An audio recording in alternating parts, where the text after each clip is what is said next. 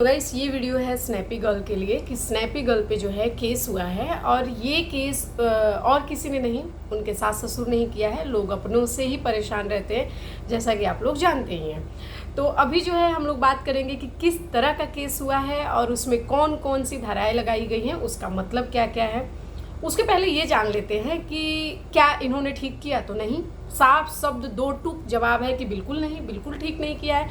जो बंदा 3 साल पहले, 2-3 साल हो गया अभी डेट को, 2-3 साल पहले जो ये बंदा बोल रहा था, अभी 1 साल पहले भी हुई थी बात जब अलका ने बोला था कि भाई मैं इसमें जो है पहल करूँगी और हम लोग केस के लिए चलेंगे, लड़ेंगे, झगड़ेंगे और कोर्ट जाएंगे, हमको सबूत चाहिए। तो उस टाइम पे इन्होंने क्या बोला, इनके पापा जी जो हैं, फूफा जी जो है, इन्होंने बोला कि मैं अपनी तरफ से पूरी सपोर्ट करूंगा, जहाँ पे ज़रूरत पड़े बेटा मुझे बताइए, आप कॉल करिए। और जब अलका ने कॉल किया तो फिर इन्होंने बोल दिया कि हम तो नहीं जा पाएंगे। फिर उन्होंने एक चीज़ और, जो इनके मुंगेरी लाल हैं, बगल वाले जो पड़ोस वाले हैं, इनके हसीन सपने हैं कि एक दिन सब कुछ ख़त्म हो जाएगा, ये दोनों लोग आपस में कट मर जाएंगे, यानी सपना भी और ससुर जी भी, तो ये सारी संपत्ति जो है मेरी हो जाएगी। तो भाई साहब संपत्ति के दावेदार वैसे भी कितने बैठे हैं, मथुरा में अलग भाई और उनकी साड़ू सड़ुआइन यानी जो फूफा की बहन है, फुआ की बहन है, वो बैठी हुई हैं।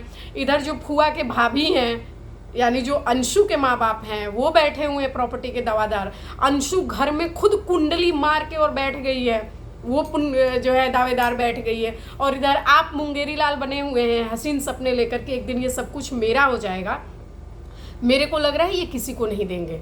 जो सोच रहा है ना मेरा हो जाएगा मेरा हो जाएगा, ये दोनों किसी को नहीं देंगे भाई। ये खा जाएंगे, पी जाएंगे, इनको बेच बाच के पैसा वैसा करेंगे, अपना जो करना होगा करेंगे, एंजॉय करेंगे। हो सकता है अंशु को थोड़ा बहुत दे दे, क्योंकि अब वो पिन करने लगी है। अभी उसकी पिछली भी वीडियो आई थी जिसमें वो बता रही थी कि मेरे नाम से अभी कुछ हुआ ही कहाँ है, मेरे नाम से अभी कोई प्रॉपर्टी कहाँ है, जिसे आप लोग बोलते हैं कि ये बैठ गई है उसकी प्रॉपर्टी पे कुंडली मार के और बच्चियों का हक खा गई, बच्चियों का हक खा गई। और हंस हंस के बता रही है कि देखो अंशु भैया का इतना, मोनू भैया का इतना था, अंशु भैया का इतना था, उनका इतना था।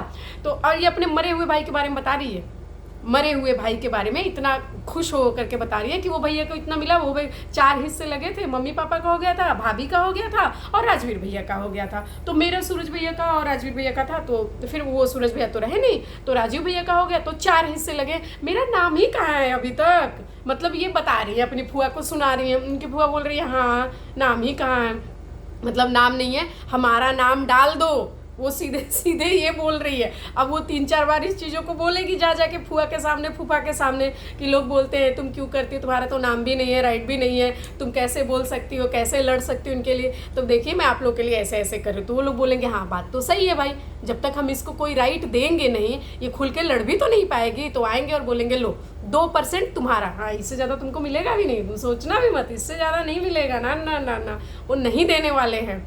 कुछ लोग होते हैं भाई कि उनके पैर भले कब्र में चले जाएं पर वो दे के नहीं जाएंगे, बिल्कुल दे के नहीं जाएंगे। और नहीं देना है तो फिर तुमको जिसको देना है तुम जीते जी उसी को दे लो, पर नहीं ये लोग फंसा के जाएंगे। कुछ लोग जो है, गाजियाबाद की बात बता रही हूँ, वहाँ पे एक लेडी है, वो बता रही थी कि मेरे हस्बैंड 3 भाई हैं, 3 भाई में क्या हुआ कि हमारे ससुर ने अपनी ज़िंदगी ठीक ठाक से जी। उनके पास एक ज़मीन था, 1-1.5 बीघा के करीब जो है ज़मीन था।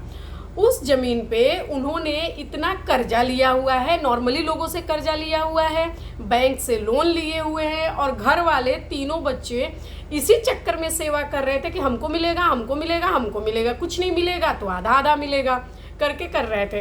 अब वो इस चक्कर में करते रहे, लेकिन वो बूढ़े आदमी जो है वाइफ पहले ही मर गई थी, मतलब 2 साल पहले 3 साल पहले शायद वाइफ मरी है, सास मरी है।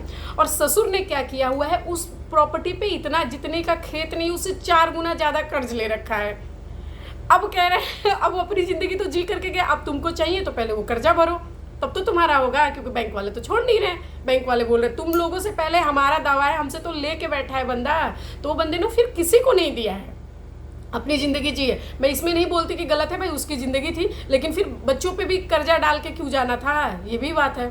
अब सपना की बात करते हैं कि सपना का क्या हुआ है कि इनके जो ससुर जी हैं वो भाई किसी को नहीं देंगे। और 2-3 साल पहले, 1 साल पहले तक इवन जब अलका ने बात किया कि आइए फिर से केस लड़िए, हम साथ देंगे, ऐसा करेंगे वैसा करेंगे, सपना ने बोला है आपके साथ की ज़रूरत है, आपके पास एविडेंस है, आपके पास वो गाड़ी नंबर है, वो नंबर प्लेट है, वो टूटा हुआ प्लेट है, तब इन्होंने क्या बोल दिया, बेटा हमसे नहीं होगा, हमको इन चक्करों में मत फंसाओ, हम बूढ़े बुजुर्ग आदमी हैं, हम कहाँ तक घूमते भटकते रहेंगे, कहाँ तक भटकेंगे आएंगे जाए। और लोगों ने भी खूब भर भर के बोला कि हाँ भाई सही बात है, इस उम्र में ये लोग कहाँ जाएंगे, इस उम्र में अब जो 6-7 धाराएं लगाए हैं सपना के ऊपर, उन धाराओं में अब कहाँ जाएंगे आप, अभी तो भटक रहे हैं। जो इनका मुंगेरी लाल है पड़ोसी, इनका मुंगेरी लाल क्या कह रहा है कि नहीं हम लोग तो हाई कोर्ट में गए थे, ग्वालियर हाई कोर्ट में, बताओ। उस बाद में वो बोल रहा है कि नहीं हमने तो अभी जो है उसके बाद FIR कोई नहीं किया है, सिर्फ वही लेकर के गए थे। वो आधी अधूरी बता रही है सपना जो है, आधी अधूरी। पहली तो बात भाई, तू कौन होता है बीच में बोलने वाला, तू हर बार बीच में आता क्यों है, तू क्यों बीच में आ जाता है हसीन सपने लेके कि कल को हमारा होगा, वो 2 लोग थे, 2 लोग तो चले ही गए, उन 2 लोग के लिए केस में तुम क्यों नहीं गए। तब ये बंदा क्या बोल रहा है कि गड़े मुर्दे क्यों उखाड़ रहे हो। मैं आप लोग को दिखाती हूँ ये बंदा क्या बोल रहा है। बोल रहे हो कि बेटे के लिए केस नहीं किया, इसके लिए केस नहीं किया, जो हो रहा है उसको तो गड़े मुर्दे क्यों उखाड़ रहे हो। हाँ, तो ये बंदा क्या बोल रहा है कि जो हो रहा है उस पे ध्यान दो, उस केस को देखो, इस केस में जाओ, वहाँ पे जहाँ जहाँ सफाई देना है जाओ। ये बंदा बोल रहा है नौझील जेल, नौझील जो है थाना गए अंकल जी ग्वालियर हाई कोर्ट गए, अंकल जी शिवपुरी गए, अंकल जी यहाँ गए वहाँ गए, अंकल जी की बदनामी हुई तो अंकल जी हर जगह गए। अब ये क्या, जब सपना बोली कि बेटे के केस में क्यों नहीं गए, इतनी मेहनत क्यों नहीं करी, तो ये बोल रहे हैं कि गड़े मुर्दे क्यों उखाड़ना है, जो हो रहा है उसको देखो ना। यानी हम जो केस कर रहे हैं तुम उसको देखो, तुम इसके सूरज के लिए और राजवीर के लिए क्यों लड़ना चाहती हो, गड़े मुर्दे क्यों उखाड़ना चाहती हो। मतलब ये मान रहा है बंदा कि नहीं हमको उस बात पे बात नहीं करनी है, हमको उन केस को लेकर के नहीं आना है। तो इस बंदे को देखो, जो ससुर जी हैं, जो बंदा मरा है, जो इनके 2 जवान बेटे मरे हैं, जो पब्लिक भी कहती है, बहुत बार रिएक्शन देती है कि माँ का दर्द जो है कोई क्या समझेगा, माँ से ज़्यादा किसी का दर्द नहीं हो सकता है। बहुत मैंने माँओं के मुंह से सुना है कि मेरे तो 3 बेटे हैं, एक मर भी गया तो हमको फ़र्क नहीं पड़ेगा। अपनी बहुओं को बोलते हुए मैंने खुद सुना है, मैं एक बार देख रही थी, झगड़ा लड़ाई हो रहा था और वहाँ पे लोगों ने वीडियो डाली थी अपने घर के झगड़ा लड़ाई की, और उसमें सास बोल रही है मेरे 3 बेटे हैं, एक मर भी गया तो मुझे घंटा फर्क नहीं पड़ता, तू देख तेरा क्या होगा। तो भाई वो वाइफ को सोचना है कि मेरा तो एक ही पति है, मेरा मर गया तो क्या होगा। तो माओ का तो है ऐसा कि मेरे तो 3 बेटे हैं, एक मर भी गया तो मेरे को फर्क नहीं पड़ता, 2 हैं मेरे को अग्नि दे देंगे, मेरा अंतिम संस्कार हो जाएगा, तुम देखो। तो वाइफ अब इस केस में बताओ कि वाइफ ज़्यादा दुखी है कि फिर और ज़्यादा माँ ज़्यादा दुखी है। फिर अगर माँ के पास 2 और भी बच रहे हैं, वाइफ के पास कौन बच रहा है, उसके पास तो एक ही है, जोड़ घटा करके सारा जो है एक ही है, उसके पास कौन बच रहा है। तो भाई कलयुग चल रहा है, यहाँ पे बहुत ज़्यादा इमोशनल होने की जरूरत नहीं है। यहाँ माँ कोई देख रहे हैं कि 5 बच्चों को उठा करके और कुएं में फेंक दे रही है और उसके बाद आशिक के साथ फरार, वो भी माएँ ही हैं जो आशिक के साथ फरार हो जा रही है। कोई पूजनीय नहीं है, कोई पूजनीय नहीं है। यहाँ पे तो मैं वाइफ को वैल्यू ज़्यादा दूंगी, क्योंकि कम से कम गलती से ही सही, मजबूरी में ही सही, इसीलिए शायद प्यार कर रही है कि मेरे पास तो एक ही है, तो मजबूरी ही सही उसकी, लेकिन एक ही को प्यार कर तो रही है। लेकिन ये तो सरेआम बोल रही है कि हमारे पास तो 3 हैं, एक चला भी गया तो हमको क्या फ़र्क पड़ता है। तो ये माँ किधर से पूजनी हो गई, किधर से भी पूजनी नहीं है, और ना ही जो है ये माँ इस सिंपैथी के लायक है। और ये ससुर जी जो हैं, जो ये बोल रहे थे 1 साल पहले कि हम बूढ़े बुजुर्ग हैं, हम कहाँ कहाँ डोलते फिरेंगे, इधर उधर जाएंगे, वो बुजुर्ग जो है आज बताओ नौझील जा कर के आ रहे हैं, शिवपुरी जा कर के आ रहे हैं। ये बुजुर्ग जो है हाई कोर्ट जा कर के आए हैं, फिर हाई कोर्ट ने खारिज किया वहाँ से कि हम यहाँ से आपका केस नहीं ले सकते। हाई कोर्ट में, सुप्रीम कोर्ट में केस कब जाता है, जब जाता है जब डिस्ट्रिक्ट जो है वो एक्सेप्ट नहीं करता है या डिस्ट्रिक्ट उस पर कोई एक्शन नहीं लेता है, तब जाता है। ये लोग पहले ही पहुंचे थे कि नहीं हम बड़े वाले से शुरू करेंगे, तो वहाँ से उनको लताड़ के भेज दिया गया, फिर भेज दिया गया कि तुम जाओ वहीं देखो शिवपुरी से, शिवपुरी में आ गया। अब शिवपुरी से नोटिस गया है सपना को, जो लोग बोल रहे हैं कि इसीलिए जो है वो चाल चल रही थी। ये बंदा जो पड़ोसी है मुंगेरी लाल, हसीन सपने लेकर के बैठा है, ये भी यही बोल रहा है कि उधर से जो है शायद इसीलिए माफ़ीनामा मांगा गया है ताकि ये सारी चीज़ें सेटल हो जाए, क्योंकि उनको 4 दिन पहले ही पता चल रही है। अच्छा चलो 4 दिन पहले पता चली, पता चलने के बाद भी वो माफ़ी तो मांग रही है, मान लिया मैंने, तुम्हारी बात मान ली मैंने, लेकिन 4 दिन के बाद तुम सोचो, तुम्हारे मन में अगर 4 दिन के बाद ये चल रहा है, 4 दिन से अगर ये लेटर उसके पास आया है, समन आया, नोटिस आया, अगर 4 दिन पहले उसके पास आया, उसने तो कब से ही बोला था कि भाई हमारे यहाँ पे कृष्ण जी को हम लोग लाने वाले हैं, हम लोग सबको इन्वाइट करेंगे। तो 6, 7, 8 दिन पहले ही बोल रही थी वो कि हम लोग सबको इन्वाइट करेंगे, सबको इन्वाइट करेंगे। और 4 दिन पहले उसने इन्वाइट किया कि चलो जो गलतियां हुई हम उसकी माफ़ी मांगते। कुछ लोग हमको भी कमेंट कर रहे थे कि आप लोग जो है इस पे वीडियो क्यों नहीं बनाते, कि वो फिर वहाँ क्यों जाना चाहती है, अपने बच्चों को उनके गोदी में क्यों बिठाई है। एक आदमी अगर ऐसा कर लिया तो क्या उसके गोदी में जाके बैठना चाहिए, बिठाना चाहिए? तो भाई पहली बात मैं आपको बता दूं, मैं एकदम से रिएक्शन नहीं देती हूँ कि अभी आप बोलो 5 मिनट के अंदर मेरी वीडियो आ जाएगी। ये भी वीडियो अगर मेरी आ रही तो 2-3 दिन के बाद ही आ रही है, ऐसा नहीं है कल जो है सब कुछ हुआ है और आज मेरी वीडियो आ गई।